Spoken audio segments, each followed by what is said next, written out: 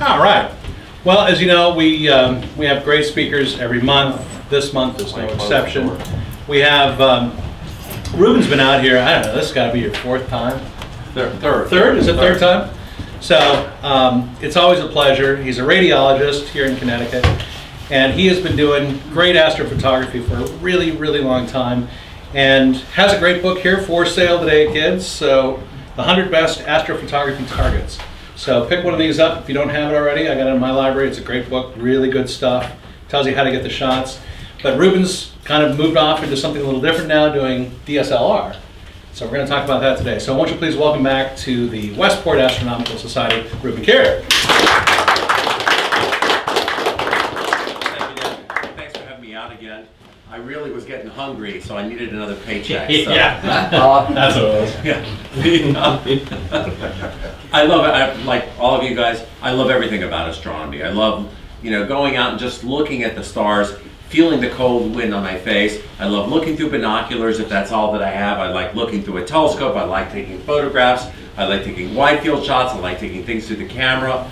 And it's just, there's so many things that you can do, and it's just great fun to be out there. And it's such a great experience. I can pick up all sorts of paraphernalia, like this coat. I got this at the Smithsonian. I take it with me whenever I give a talk. So even in the middle of summer, I'm going to give this talk. I took this coat with me to the Winter Star Party. I was trying to promote my book, so going on the plane, I took my Astrophysics Traveler. That's a nice black scope, just like this.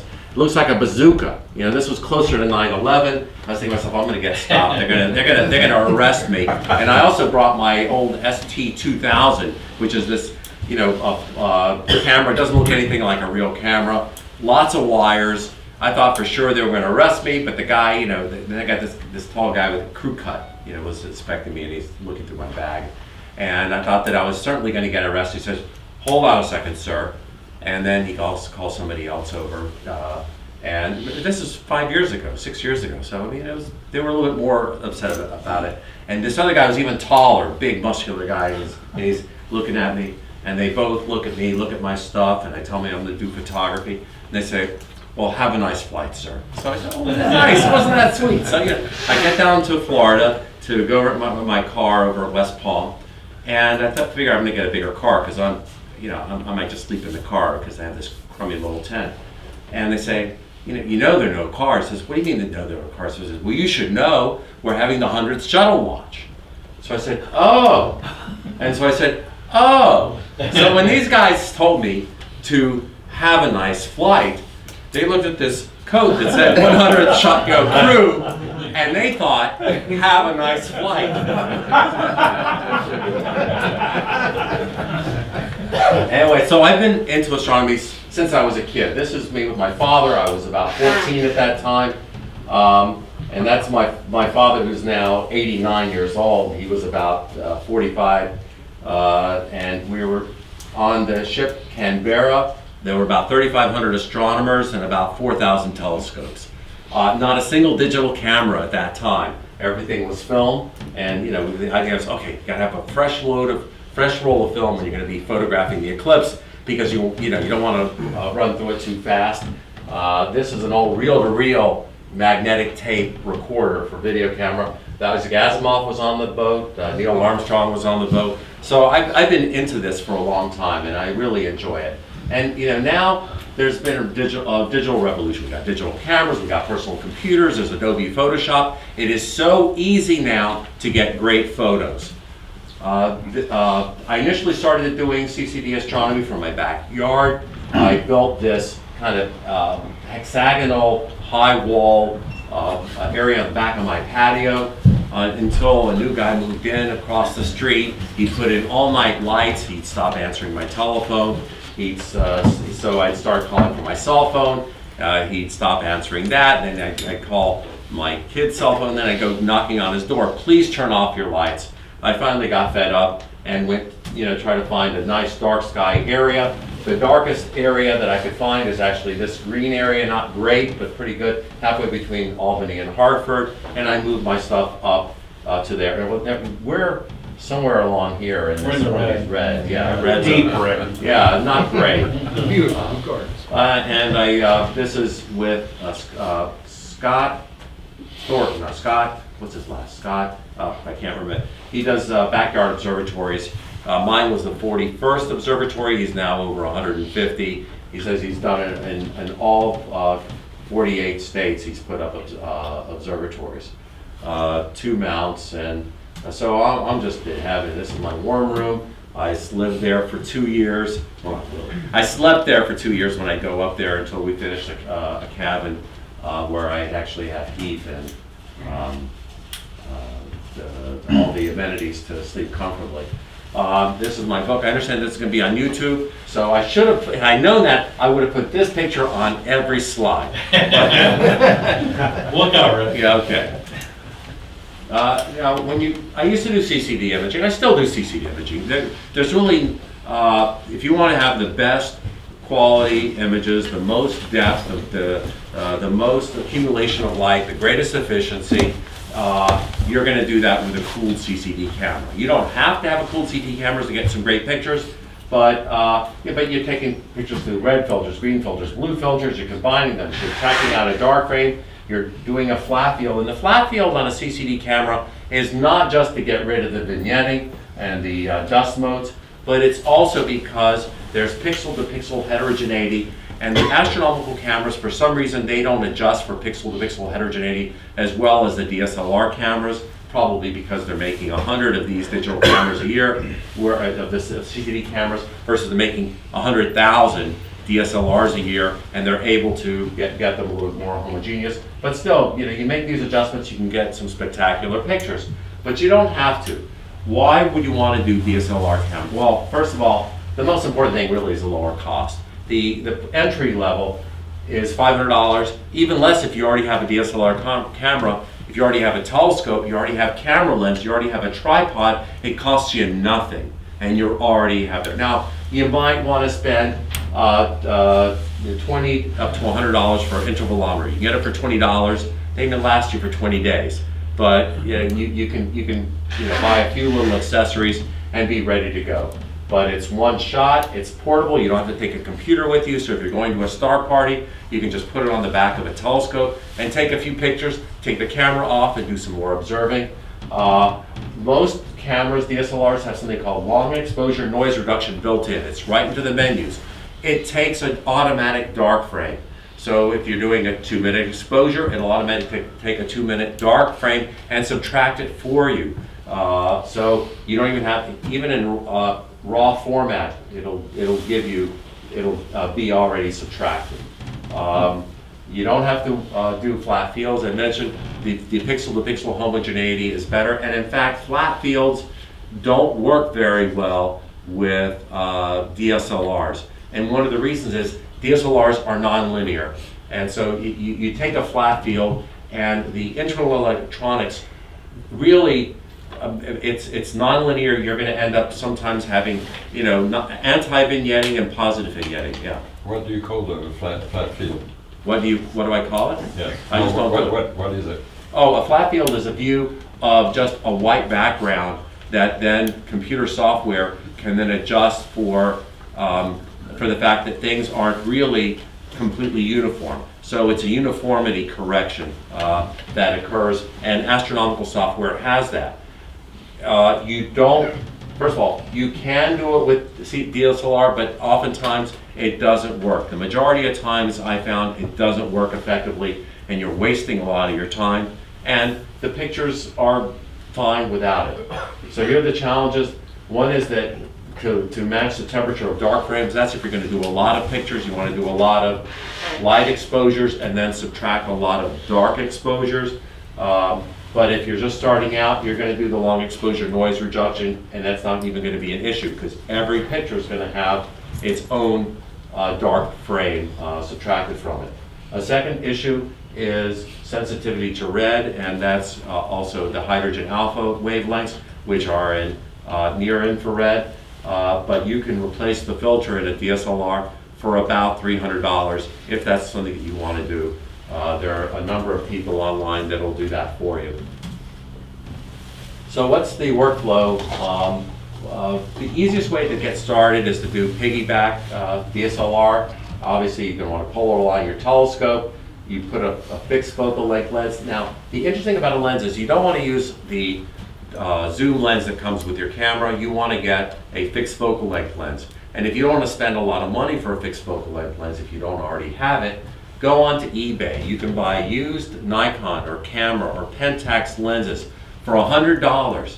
And so what if they don't have all the bells and whistles or even automatic aperture control? You're going to shoot it either wide open or near wide open. I've gotten some great Nikon, Pentax, and Canon lenses for next to nothing. You know, less than the price of an eyepiece, a lot less than the price of an eyepiece in most cases. You can just mount the camera on, do your long exposure noise reduction, set it to maximum aperture, and a lot of people say, oh, you should stop it down because you get some softening around the edges, but everything that we look at is pretty much in the center, and you want to gather as much light as possible. So, you know, if you focus well, I say just go. I've experimented with stopping down, and I did it for a long time. Now I do almost all my exposures wide open. You know, if I really want to do something really spectacular and spend a lot of time, I'm not going to be doing it with a simple setup anyway. So think about it, if you have to do a 30-second exposure instead of a 15-second exposure because you've done f2.8 instead of f2.0. Okay, so you go to 30 seconds instead of 15 seconds. Well, during that time, the stars are going to trail, and you're going to end up with worse distortion of your picture from star trails than you have from shooting it wide open. Analogous is going to a higher ISO. You focus, recheck with live view. Almost all cameras have a way of zooming in and focusing in on an area. For focusing with a DSLR, what you do is you first focus on a bright star, and then you focus to see when dim stars go in and out. Little twinkles, they're there and then they vanish. They're there and when they vanish. And when they're there, that's what you want to hold on to your focus. And you set exposure duration. Now, most cameras will go up to 30 seconds, but you can buy an intervalometer on eBay, or not eBay, on Amazon or from B&H or wherever your preferred store is, and you can get them for about $20. And a lot of people swear by the $20 ones and say they do great. I spent $100 to get one from Canon that works great. I'm still on my first set of batteries 3 years out. It's such a small, low-price accessory. Now, what exposure length? And it depends on the focal length and accuracy of the mount. You can go up to 5 minutes. Remember, if you're piggyback on a telescope, you can go 5 minutes with wide angle, shorter exposures with longer focal lengths. And the ISO depends on the camera, but I tend to go for 1600 when I'm piggyback and up to 6400 when I'm doing a tripod mount, because whatever noise you're introducing is more than compensated for by the increased brightness of the stars. Sometimes you can't go 6400 if you're in the suburbs because then the sky glow gets too bright. So this is just a piggyback. I don't know, is it bright enough or should we need to dim the lights? Dim the lights. Dim the lights. Yeah. I don't want to dim them too much because then we can't see your face in the camera. Oh. Because then you just disappear. But Okay. how about we go one off? Yeah, one off is fine. All right. Yeah, okay, that's fine. You guys decide. You guys can vote. You can also turn off the lights if you think they have to go off. Anyway, you don't have to go and get a lot of money. Again, this is This is an old Pentax lens that I got in 1978, because I know I purchased it for my honeymoon. And it's an f2.5 lens. I stopped it down to f4. I could because I was tracking for a long period of time. These were 3-minute exposures, a total of 12. I stacked them in free software, Deep Sky Stacker, and came up with this picture of the Rho Ophiuchi Nebula. And I'm quite pleased with that appearance, and it was just so easy to do. If you wanted to use a camera lens with a CCD camera, then you have to buy an adapter, and sometimes the adapters are $200 to put your CCD camera onto a camera lens. Why not put a camera lens on a camera? You can buy these photodiodes, I think is the name of the company. You get an old Pentax or Nikon camera, you can put them onto a Canon camera. The adapters cost $7. Now the adapters, sometimes they're hard to take off. So you put them on, they're cheap metal. Sometimes you can't get them off again, but what are you going to do with this $100 lens that you bought on eBay anyway, except put it onto your Canon camera? Or if you have a Nikon, you don't need, if you're using Nikon or Pentax, you don't have to do that. If you're using Canon cameras on Canon lenses, you don't have to do that either anyway. So I'm going to show you some pictures where I actually do fine focus DSLR through a telescope. Again, you want to pull it on your telescope. You want to make sure your finder is aligned to the telescope and or have a very good go-to mount. The reason is that this is, it's just like with CCD imaging, but a little different is that most cameras aren't quite as sensitive as a CCD camera, and you can't go to like a clear filter on a DSLR. You're stuck with the filtering that's there. The most you can do is doing 2x2 binning. The camera's not as sensitive, so you may not be able to see your DSLR object through your DSLR camera, even if you have it linked to a computer. So you want to make sure your finder is aligned so you're going to be close. You can't like march your way as easily as you can with the CCD camera. And you want to use a 2-inch adapter. You don't want to use a T adapter. You're going to end up with vignetting, even with a APS size chip. Again, you can use the long exposure noise reduction, or you can go to a computer and you can take a whole bunch of lights and then take your darks later if you're familiar with CCD imaging. Again, you can use live view, zoom in order to focus it, usually focus on a star and then go to your object, or you can use your computer. Again, the same sort of control mechanisms with an intervalometer, or you can use computer control. I use Maxim DSLR because it comes with Maxim DL. I already had it for CCD imaging. If I didn't have it, would I spend $400 for that software? I don't think so. I've played around with Backyard EOS. There's also Images Plus, some of the other programs that are a little bit better geared towards camera control with DSLRs. So what exposure length? It depends on your accuracy of your mount and whether you're guiding and the accuracy of your guiding. If you're guiding, I tend to go 5 minutes, and I decided, I went through all my slides last night and I put in my exposure time. So you can see what times I had, and it turns out I actually did some 8 and 10 minute exposures. And ISO, I've gone as low as 400. Really, I can't tell the difference from 400 versus going to 1600.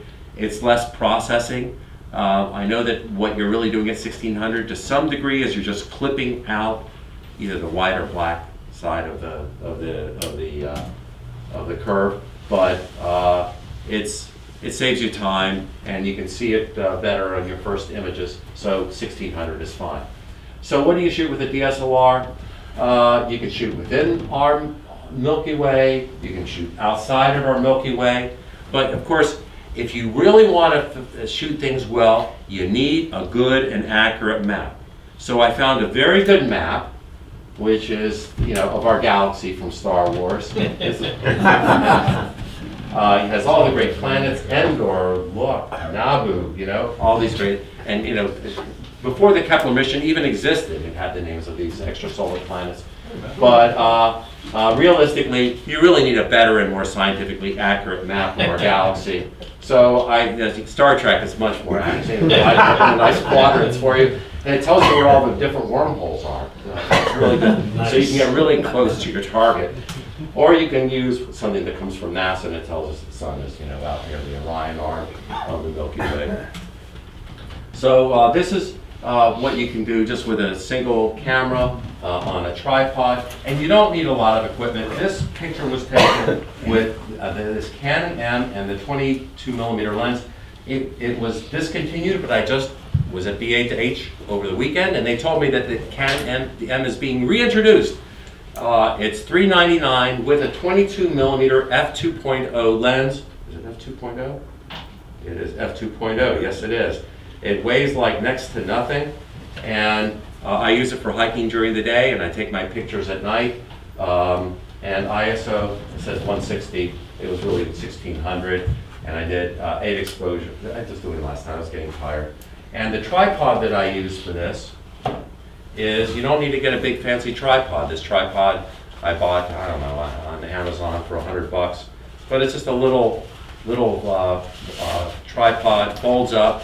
I can take it with me when I go for a little hike if I have to go up a mountainside, you know, take it. I use this picture at CSP. That's what I was walking around with. I have a bad back, I don't want to carry anything heavy. So you don't have to spend a lot of money in order to get started. So if you don't have anything, $100, $400, you're ready to go. You don't need anything else. I don't use an intervalometer with this. It doesn't take an intervalometer. It takes up to, let's see if I have it. I'll show you later how you do it, but it doesn't take much. But if you already have a DSLR, or if you, particularly one that's already modified to get the near infrared, which I have here, you can get some nice pictures of emission nebulas. This is the Pac-Man nebula. This was some longer exposures, 22 exposures of 10 minutes each. I have a pretty accurate mount. North American nebula, 31 exposure, 8 minutes each. But I'm just as happy with this picture as I am with my CCD camera. And this is like 21 megapixels. My CCD camera is 8 megapixels. That introduces a whole bunch of other problems when you have, you know, files that, you know, once you debayer it, they're like 40 megabytes each. 40 megabytes each image. You know, you start taking up a lot of space in your computer. You know, you get, you know, really, you know, nice things. What ends up happening in some of the darker areas compared to a CCD camera, it's a nonlinear camera. The computer inside of the camera tends to flatten out areas that are really, really dark. It somehow treats it as noise, and it doesn't matter, even if you shoot in RAW, there's going to be some processing that's done internally within the camera, and the really dark areas are treated as black. That's okay because, in a way, because you don't, usually those areas are just going to be noise anyway. So in some ways it's a little bit easier to process. The dynamic range in the brighter areas is not quite as good, but it's still pretty good. Here you've got, you know, just 80 minutes of exposures. You know, it's you've got, I know, the block globules, the pillars of creation inside of the Eagle Nebula, and you can do this with. Now this was with the Canon 60DA, but if you want to do it cheaper, you can buy a Canon 60D for about $700, even less now because it's, you know, maybe you get it for $500 and you get it modified for $250 and you've got the same thing for $750, almost the same thing as a 60DA. This is the Pleiades, and you know, some interesting things happen with, and I'm not 100% sure what this halo is here, but I think it's internal reflections that are coming off of the sensor of the camera, reflecting back into the back of the optics of the telescope and then back onto it. But still, I think that's kind of cool anyway. These are real. These are really elements of the Pleiades. What telescope was this mounted on? This was on a, some were done with, that was probably done with a 5-inch refractor. Some of the pictures, like this one, was done with a Riccardi Honors 12-inch astrograph. But you know, you can get very good pictures. You don't have to have that telescope to get pictures like this. But if you got it, then you might as well use it. So you know, you can get a nice mix of dark nebula. You have some of this reflection nebula around the cocoon, and you've got the emission. And you can capture some very good emission nebula even with a DSLR. The Running Man, and which is over here, a reflection nebula, an emission nebula. Now, this display flattens it. There's actually a little bit more dynamic range in this, and I actually have this in a nice big blow up in my office. And because I did this on a 21 megapixel image, I didn't have to do my previous image of this, which I'm also happy with, was a CCD image with the, you know, 583, the QSI 583 camera. It's an 8 megapixel camera, and in order to get really nice resolution and devote it, I did a 2-frame mosaic. Well, you don't need a 2-frame mosaic when you can do a full frame digital camera, and with 20 megapixels you have all the resolution that you need. Even some of the dimmer things, you see the Horsehead Nebula, oh, it's so dim, it's hard to photograph. It's not so hard to photograph. This is just 6 exposures, 8 minutes each, 48 minutes of exposures, you know, and it doesn't have the same depth, you know, and detail in this little waterfall or curtains around the Horsehead, but I know it, and maybe 1 or 2 other people in this room, maybe most of you in this room know it, but most of the other people, you know, who are coming to my website don't know the difference. And so you can get really good results and something you can be really proud about. You know, globular clusters, they're kind of out in the periphery. You can get some really nice picture. Again, this is a little pixely because of the display. The actual original is a little bit better, but still, you know, you get a lot of detail. You can get some good red color around some of the stars. You catch that other spiral galaxy in the background. There's another spiral galaxy in the background. You can capture a lot of detail.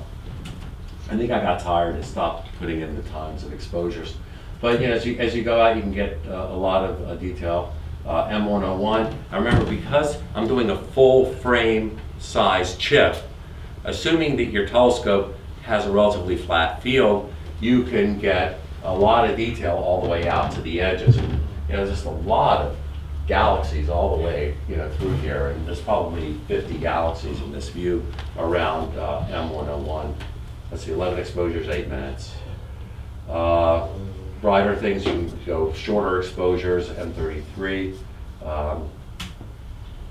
And of course, if something's really bright, I got 5 times as much detail as I need on this.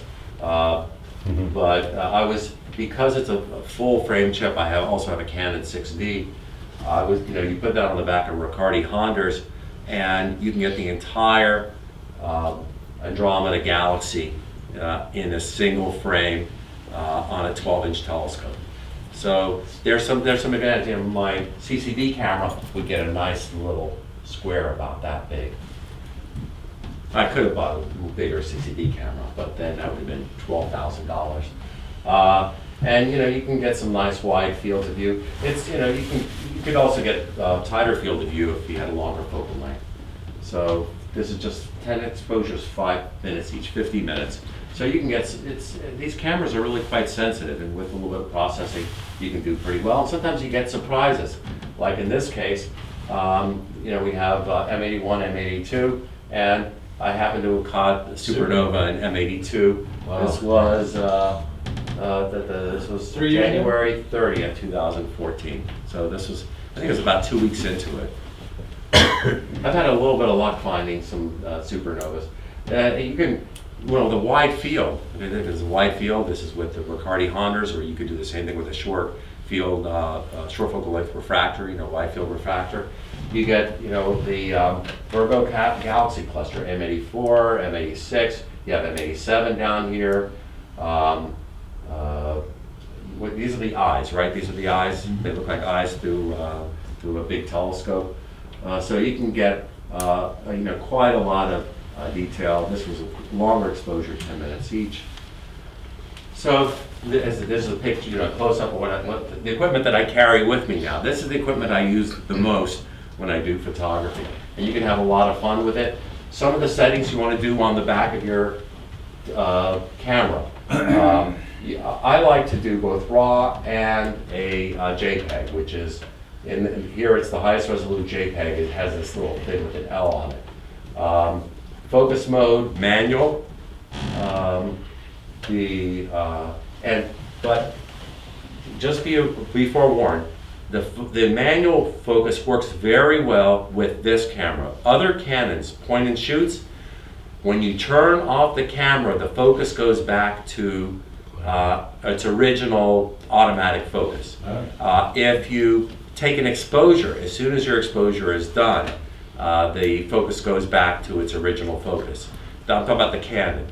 So if you decide to do it with a higher level point and shoot, the Sony's hold their exposure, and there was some discussion, discussion on it. And also the Sonys have a flip-up mirror so that when you're doing something like this, you're not killing yourself to go down to do the exposure. The again, I now mostly go to maximum ISO.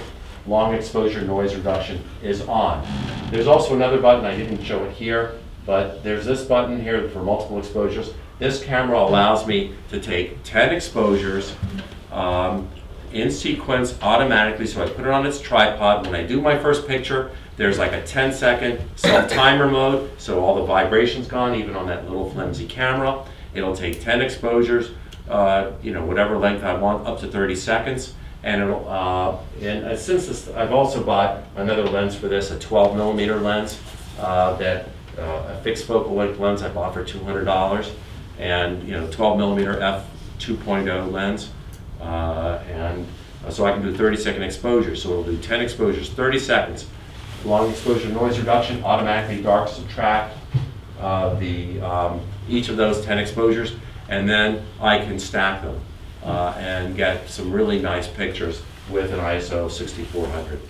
Ruben? Yeah. Do you have any problems with batteries going dead on you? When you're out there doing this kind of work, photography, you're out there for an hour. Oh. And so if I was up there all night, yes. And some of the things I'll show you later, but I'm not going to tell you what I'm going to show you. I have, I do have an issue with batteries. For the stuff that I do on the back of a telescope, I use an AC adapter, so I don't have to worry about batteries. The other advantage of an AC adapter is the batteries heat up, and they're going to be a source of extra heat in the camera, and you'd like to have your camera, you're not going to cool your camera, but you don't want to cook it either. This is the first unguided picture that I ever took with my Canon 60DA. First one I took at night. This was in Zion National Park, and I did a 20-second exposure. And there's a town near Zion, and I can't remember the name of the town, but you go to the visitor center. If you ever go to Zion, bring your DSLR and a tripod, go to the visitor center at night, and the one that just outside, even though they close the gates at sunset, when the rangers go home, they open the gates. Why? Because there are campgrounds inside. And how can people get into their campground if they lock the gates? So you can get in for free at night. No one's going to stop you. And you go to the visitor center. When I was there were 4 other people doing the same picture as I was. And this was way back in 2012. So now there's probably even more people. And I was doing ISO 1600, a 20mm lens, and I did, the 20-second exposure, a little bit of trailing, and the stars look red because it's a modified camera that lets in too much red light. This is another example of what you get with a single 13-second exposure. Now this is at ISO 6400. This is the Canon M, wide open, and you get a nice picture of the Milky Way. But and this is taken right at the Jackson Lake Lodge. Literally went out on the patio. The light from the building illuminates this field nicely. These are the Grand Tetons. And this is just a little, there's a little boat dock over here, and it has a little light pollution from Jackson. So that's what you get with one exposure of 13 seconds. Now, if you take 8 exposures and you stack them, you can end up with a richer exposure. You get a little bit more, you can increase the contrast more because you have more depth of detail, and you end up with a more uniform background. You get less of this pixely kind of stuff in the foreground. Yeah. How about tracking? This is untracked. This is just this camera on this tripod. That's it. Just some of the other this was 7 exposures. What? Some of the other things you showed, the 8 frame, 5 minutes. Yes, that was tracked in a telescope, through a telescope. I started off the hard way, and now I'm going easy, rather than the other way around. Some people would do it the other way around, but this is, I want you to get excited about what you can do if you're just getting started. You don't need any tracking. Just get a tripod, a camera, and you're ready to go. This is not a modified camera. This is, you know, I just checked the price. They now have some, you know, on Amazon right now, $423, but you can get a used one at Adorama for $250. I don't know how good it is if it's used. Refurbished, I don't know what that means. So these are some other stacks of 7 images, 13 seconds each. This is done with the same setup. This was Yellowstone Falls, Lower Yellowstone Falls, and with the Milky Way. And while I was up there, I brought 3 things with me. I brought my tripod, I brought my camera, and I bought bear spray because there are grizzlies up there. And even a park ranger came up to me and he says, you know, there are bears up here. And I said, yeah, but I'm just doing some photography and I got my bear spray. He says, okay, as long as you have your bear spray. Is that Yosemite or Yellowstone? That's Yellowstone. Yellowstone. Did I say Yosemite? No, you said You said Yellowstone. Yeah, Yellowstone. Yeah. We'll get to Yosemite. Right. And while I was up there, I said, you know, I'm going to go in the other direction. And I said, well, it's not going to be as interesting, but I'm already up here, you know, and I'm already taking my life into my hands. So, you know, here's the canyon down here, and you can see the double cluster of Perseus. Mm-hmm. Here's the Andromeda Galaxy. Cassiopeia is in here somewhere. It's got to be, right there. I love it when there's too many stars you can't see the constellation. Okay. A lovely problem. Okay. You guys all know this question, okay? How many stars can you see at night from a dark sky site? 6,500, 5,500, was it? Well, maybe you can. I can see 3,000. My eyes are too. 4,000. 3,000 is what the average. Up to 6 magnitude is 3,000 stars. Anyway, so this is at my observatory. This was, you know, this is I used one of those software programs, Photoshop applications, actions to create some nice highlights around Sagittarius stars. But this is the summer Milky Way. I actually have a better photo than that recently, but I don't know where I put it, what file I put it under. Using the wider angle lens, the 14 millimeter lens with the Canon, I said 14 millimeter, it's actually a 12 millimeter, but it was late last night when I was doing these slides. And this was when on the way towards the Jupiter and Venus conjunction, but this was back in May before they got really close. And I also happened to catch a meteor streaking across. And I'm not sure what this is over there. It's some cluster of something, but I don't know. One of you guys out there know what it is. But this is just a single exposure. And I kept it a single exposure because I like the reflection of Venus in the water. Yeah. Wow. This is a stack of, I think, 3 exposures and a single exposure of Mount Rainier with that wide angle lens. I said 14, but I just looked at it last night. It's a 12. That's sick. That's good. So this is a self-portrait that I did in my observatory. This is 7 exposures, 13 seconds each stack. And sometimes when you stack them, well, first of all, the hard thing was me standing still for about 3 minutes while this was all going on. But you can tell when people have stacked pictures because a lot of the clouds look very streaky along the horizon because they move during the course of it, and then when you stack them up, they kind of appear to stretch out. That's just a self-portrait. Back to Olympic, I'm kind of mixed these up. Boy, I was really tired putting this together. This is a 3-frame mosaic. There are a lot of people talk about doing, you know, mosaics of the Milky Way. It is much, much harder than they make it sound to do it. When I finally figured out that the way that they're doing the alignment of the Milky Way, they're not aligning on the stars. They're aligning on the growth structure of the Milky Way. That's the way that Photoshop does it. It looks at the broad, it'll align on these things. What you do is you mask these out because you don't want to align on these because then you'll end up with really twisty stuff. But it aligns on this large structure up here, and you don't really notice that the stars don't line up because there's just so many and they're so small. So that's it. So this was this is certainly a meteor. I think these 2 are satellites, but I'm not sure. What do you think? Satellites? I think it's more likely. Yeah. That was a 3-frame mosaic. Going back to single shots, this is at the Connecticut Star Party, and I kind of stumbled into a way of taking exposures of people, illuminating them so you can see them at night with their telescope, and not ruining their night vision. You reflect the light off of your coat, and then illuminate people with yeah, that's something that you brought up at CSP. I think it was you that was talking about that. Bouncing the red light back off of you to warm it up off your hands, isn't that you? Yes, right. Because I've done things where I've tried to, like, you go to rocks and you try to illuminate the rocks with it, and it always looks blotchy. It always looks messy, but you just reflect it off of yourself, and you just try a little trial and error, but with a digital camera you can see how things work. Anybody recognize this guy? Bob Meadows. Slacker. That is Blaine or Frank or something. Shane. Carl Lancaster. I think. It's not though. No, it's not. Shane, I think that's his name, Shane. He's Okay. with the club. Now, if you want to do things a little bit fancier, this accessory now is about $300. Sky Tracker comes with a polar scope. Doesn't come with a tripod, but most of us already own tripods.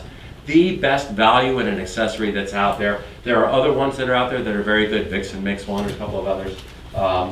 You can buy an app for $1, so you can do the polar alignment, and then you can do longer exposures. These were maybe 1 minute, 2 minute exposures, and this is the Winter Milky Way in Arches National Park. This is Orion with that's Jupiter, very bright. The Hyades, a series of exposures, and this is those were at Arches National Park. This is in Yosemite. From Glacier Point, that's Half Dome. Nevada Falls, Vernal Falls, that's Tahoe, 50 miles away. That's why it's so blue. Now this is a composite because any exposure that was long enough to illuminate the rocks, these would have streaked. So I did my exposure and then overlaid the rocks. So, but you can do some fun things. Orion Nebula. That one has a little. It looks like a portal from Star Trek. That is it, yeah. Go back to, what's her name? Yeah. Back in the 1940s. And I was invited to be the guest astronomer at the Red Mountain Resort for the 2012 annular solar eclipse. Not that it comes every year. And I was able to get some nice photos here, partial phase and the full phase, using a hydrogen alpha, but again, using a DSLR just mounted onto it, individual shots, and then you Photoshop a little bit to increase the contrast, and then the Venus transit right from here in Connecticut.